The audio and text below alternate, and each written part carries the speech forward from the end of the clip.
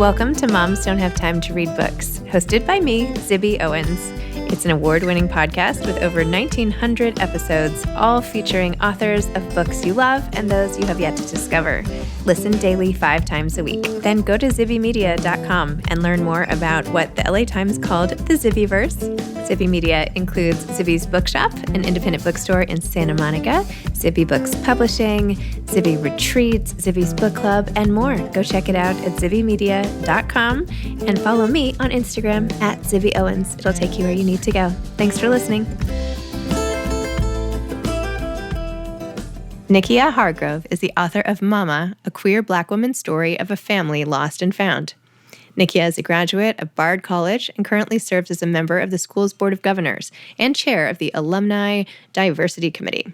A Lambda Literary Nonfiction Fellow, she has written about adoption, marriage, motherhood, and the prison system for The Washington Post, The Guardian, The New York Times, Scary Mommy, and Shondaland. She has worked for social impact nonprofits, providing support to underserved communities throughout her professional career. She lives in Connecticut with her wife and 3 children. Welcome, Nikkya. Thank you so much for coming on Moms Don't Have Time to Read Books to discuss Mama, a queer Black woman's story of a family lost and found. Congratulations. Thank you. Thank you for having me. I know it's a mouthful. No, it's a great title. And this book was so powerful. It was so good. I really loved it. I'm so impressed by the whole project, by your strength and your life, and then also the writing of it. So I'm a huge fan. Congratulations. Thank you. I appreciate your compliments. It was quite the journey in many ways. Okay. So for those who don't totally know, even though I read the subtitle, why don't you give a little more background on your life story, which is the story of the book? We can just start with, I guess we can just start with the main through line and then go from there. Yeah, so the main through line is I had the birth of my half brother right after my graduation from college. And he was born to our mother, whom we shared. We have different fathers, but she was pregnant my senior year of college and gave birth not long after I graduated. And he was born, and he was the result of a relapse. His birth was the result of a relapse that she had, having spent the prior night using crack cocaine. And so he was born, and it was sort of like, what happens next? He's here. She cannot take care of him. The state took him away. We were in New York at the time, and I could not let him go to foster care. And I could not live with myself knowing that I was an able-bodied, sound mind, having just graduated from college. I could not let him go to foster care and be lost in a system, and I may never find him. So I committed to raising him. And it is the story of our journey to figuring out what parenthood could look like, even though I did not anticipate fully being his parent. But our mom passed away when he was 4 months old. And so I took him, and the book is dedicated to him. I think he has yet to finish reading it. I believe he's halfway through, but it is, a story of the struggles we faced as mother and son. It is the story that I faced with struggles I had with my own mother, who I mentioned was addicted to drugs my entire life. She was in and out of jail and then prison. And then I found love, and my life sort of changed again when I found my partner. Oh my gosh. Journey is an understatement here for this entire thing. I know. I don't know another word. I know. We need a better word for journey. I know. So at the end of the book, you mentioned that Jonathan was 17. How old is he now? He'll be 18 in November. Aww. He's heading off to college in the day after the book comes out, actually. Oh my gosh, that is so perfect. You couldn't have written that better. You couldn't have written that ending any better. I don't know. I think I would rewrite it to another week, but... I was so struck. Well, first of all, Mama also doesn't refer to you. Mama is what your mom actually called you growing up, which is interesting because you were, in effect, her caretaker for so long, sort of having to hold that mantle. And then, of course, also you were Mama to Jonathan, a Mama to Jonathan. You're, exactly. So this sort of dual role of, who are we raising anyway? And what does that look like? And how do you even possibly find time for you in the midst of caring for everybody else? Right. I mean, when you're going through it, right, you just plow through it. And so the book was an opportunity for me to sort of pause and really reflect on what that time truly meant for me as a young adult, but also as a recent college graduate. You know, there are things you sort of just want to be and do, and I couldn't do those. I couldn't just decide to go travel and visit Italy or Paris. You know, I really had the responsibility of raising him, and I don't regret it. You know, now that I have a partner to go to Paris and Italy with, I'd much rather do it now as a family. And so I did, of course, during that time, I would have loved to have been in Paris instead of in family court. But I think everything happened the way that it was meant to. And I really wouldn't change any part of that. Maybe, I talk about it in the book, but maybe the custody battle that we went through with Jonathan's biological father, I probably would change that. Yeah. But I really believe that we are, as humans, following a journey much bigger than us. And so we all have a responsibility in that. And for me, it was standing up and being that hope for Jonathan that I really didn't have, in being able to call somebody mom and knowing that they were going to show up for me. You had this strong belief, right? When Jonathan was born, you kind of knew, you were like, this is my responsibility. I'm going to do this. And you have this beautiful scene where you're holding him for the first time and like whispering to him, and you're like, I am not going anywhere. You can count on me. And it like brought tears to my eyes, because you were like, you didn't know how it was going to happen, but you knew that you were going to be his person. And you knew that from that moment, no matter what came in your way, and so much came in your way, and you were just completely single-minded, like it was meant to be.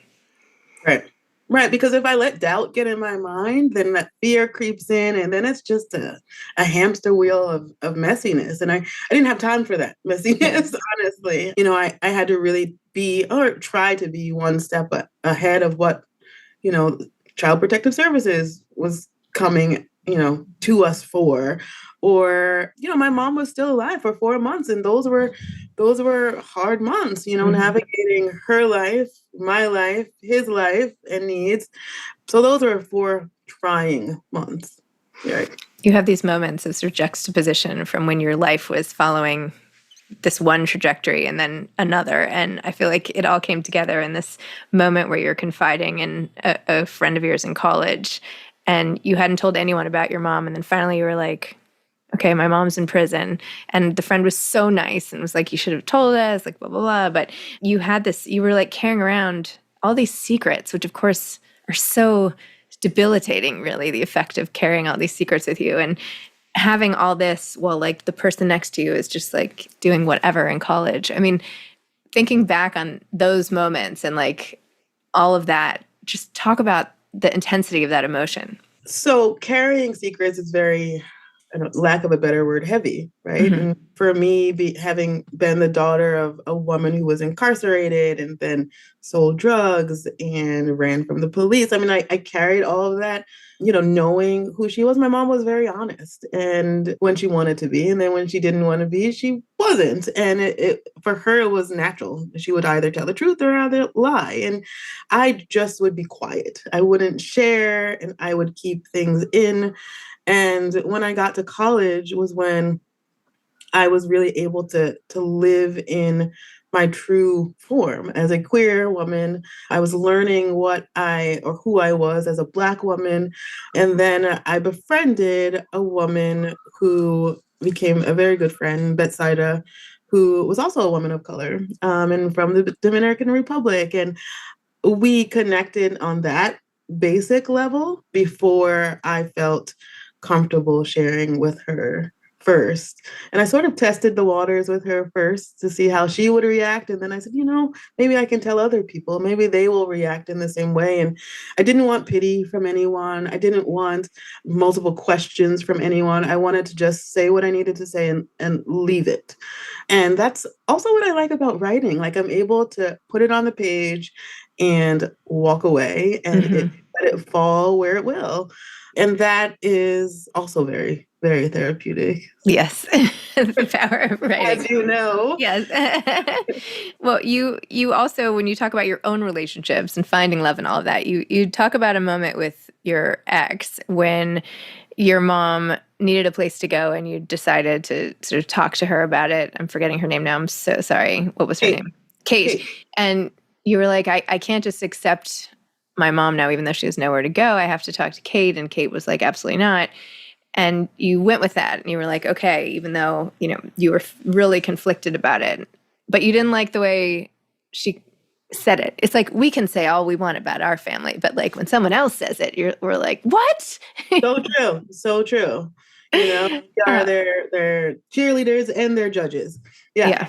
So you go from that where you feel this sort of betrayal, and then we get to see your whole arc. So tell me a little bit about that journey, if you will. I don't even know where to begin. That was such a complicated relationship, Zibby. Talk about therapy. I'll just be your therapist of the day. You can just, I love it, and it's free, which makes it even better. So I met Kate around the time that I was also graduating from college, and it was sort of love at first sight or lust at first sight, and we did the stereotypical sort of lesbian U-Haul thing of going from 0 to 60 very quickly. And so we were wrapped up in that, and it felt great until it didn't. And things become complicated in relationships when you meet the other family, right? And so there was no hiding who my family was. I was always honest about where I came from and my not so beautiful upbringing. And so was she. And we had this relationship.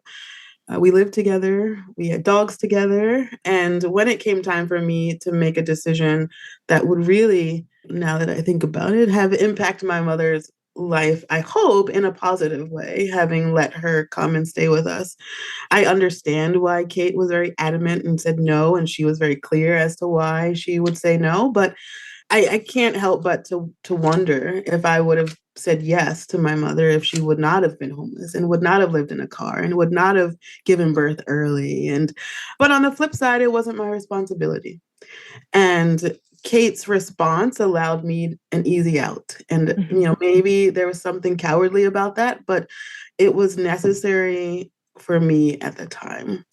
It was hard. I wasn't one to cry a lot back then, and I didn't cry about it, but I was sad about it. And my mother was sad about it. And I think my mother was really tired towards the end. And, this was long before she died, but still, it was a difficult conversation for me to have with her. No, you can't come live with us. And then the matriarch of my family, my grandmother, the woman who raised me, called me, and like she was so good at it, but sort of guilt tripped me, like, hey, why did you say no to your mom? And I had to sort of stand up to her too in my quiet little voice. I explained why. And then as relationships go, of course, the family didn't like Kate anymore because Kate said no, it's a whole thing.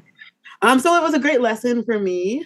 Ultimately, Kate and I did not work out, even though I share some parts in the book where one might think we are going to work out, but we do not.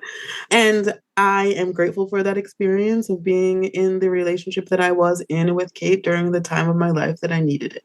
Well, I feel like the whole moment is just one example of you finding your voice. And like everybody in some ways sort of breaks away from family and realizes like who they are. And I feel like that was, even though you didn't necessarily want that to be the time or the way, it's like one of those points, inflection points when like you are coming into your own. And that's saying a lot. I mean, you also had so many powerful women in your life, your grandmother, your aunt, like, it was hard. This was hard. This is a hard path. And yet you did it. It's like setting such a good role model. Like no matter what, you have to listen to your own voice and who that is. So I don't know. I found it inspiring. I mean, the whole story is inspiring, but. Well, thank you. I think, there's a process in writing. This is my first book, so I don't have any previous knowledge, but the process of writing this book, I could see my voice growing stronger and stronger, as time goes on, and where I am today and where I was then feels so far removed from one another. But I'm still learning how to use my voice and when to use it and the right words. I'm an Aries, Zibby, and I can be really mean. And my wife jokes all the time about how, out in the world they don't get the real me, but in our house they get the real me. And so I'm learning where the balance lies, between being honest and clear with whomever needs to hear my voice and being mean, because I think I can be very quick to respond. And when I am, good things don't come to be. Yeah. I don't advertise when I snap at the kids or whatever, Yeah. but it's never pretty. No, and that all speaks to the fact that that is a side that everyone needs to see as well, right? So I'm learning. I'm 42, and I'm currently the same age my mom was when she passed away, and I carried some anxiety getting to 42, and then remembered that I'm very different, and I lived a very, very different life than my mom, and so there didn't need to be fear as I blew out my 42 candles. Wow.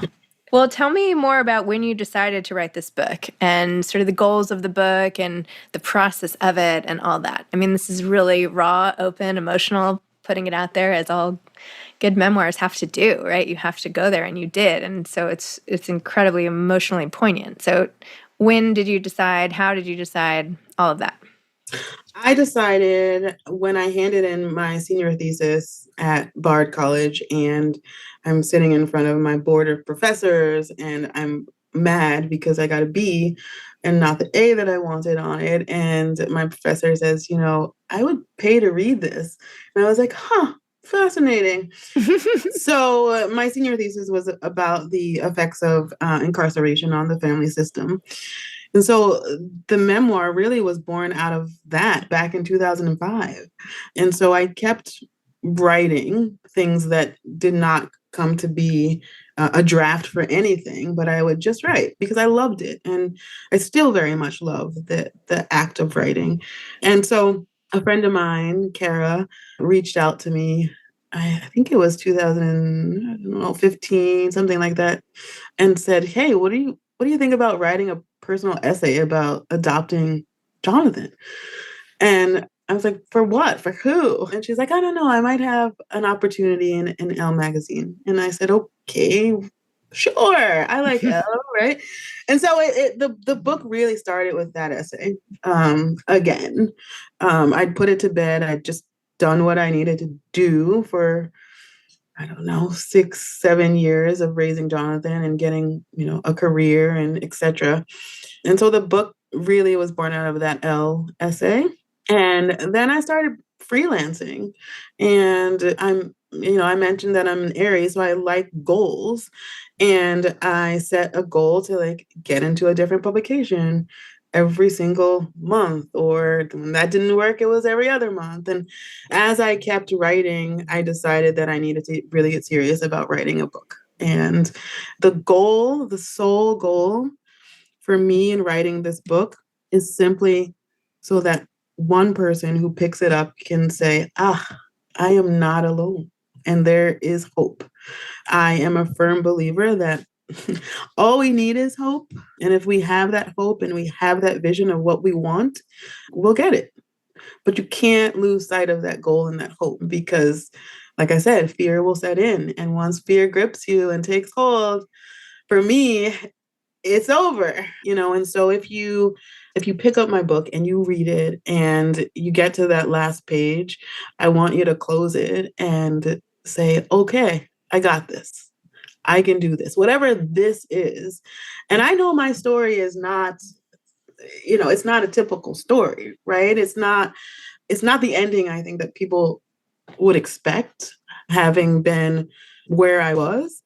And I think that's a little jarring for people, but I could not have done and accomplished the things that I accomplished, one, without the community that I built along the way, the women that have taught me so much about what to do and what not to do.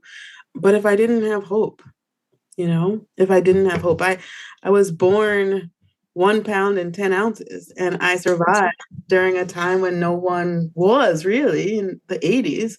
So I had the fight in me, and I still very much do, much to my wife's dismay as of late. But she's like, "What? You want to do what?" I'm offering therapy, but not couples counseling today. So, oh, maybe next time.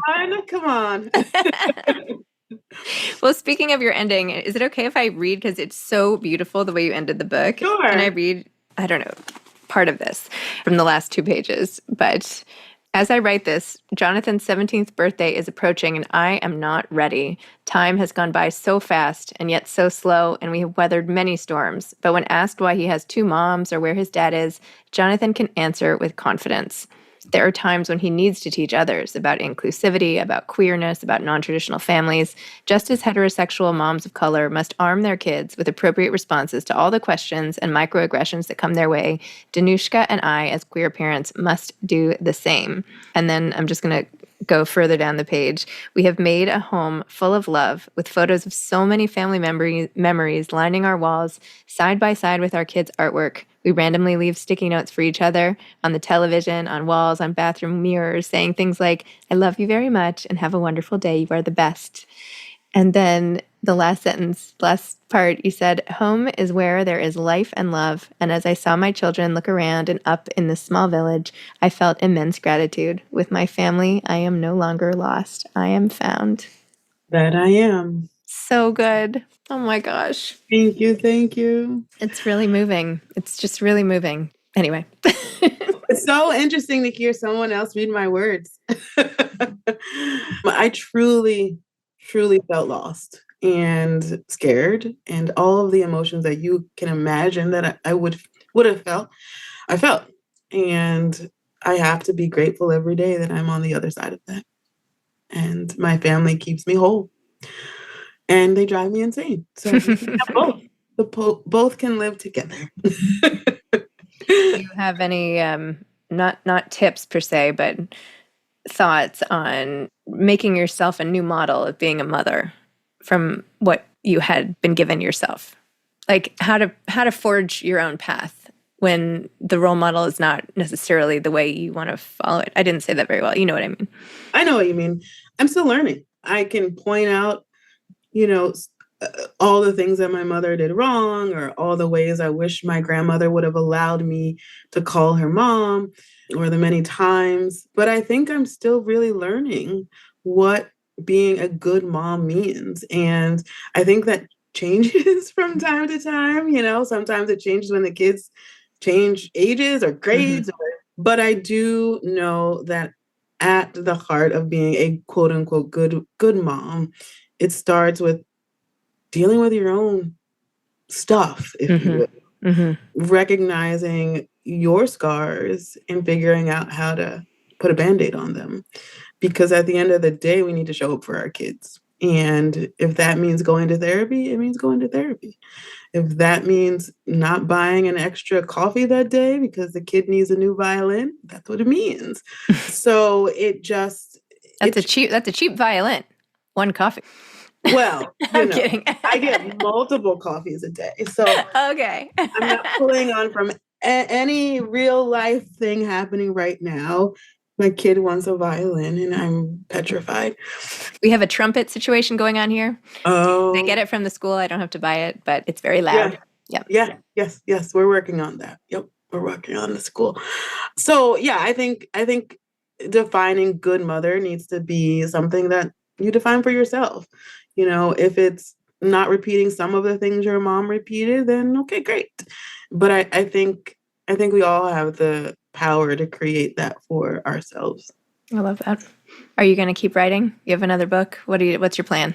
Yes, and yes. Great. The next book, I I do the therapy thing. I'm not as consistent with it as I would like, but I do it. So what I discovered in therapy is that I have complex PTSD, which, we don't have time to get into, but the book that I'm writing I'll explore that. And my daughters are very upset that they don't have a book written about them.